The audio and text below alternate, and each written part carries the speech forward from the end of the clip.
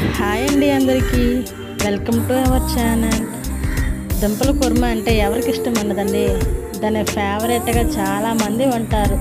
దాని కాంబినేషన్ అనేది వేరే లెవెల్. చపాతీ అంటే పూరి, పులిహోర అయితే ఇంకా చెప్పనవసరం లేదు. దాని కాంబినేషన్ పులిహోర ఇంకా బాగుంటుంది. ప్లీజ్ అండి నా ఛానల్ సబ్స్క్రైబ్ చేసుకోండి.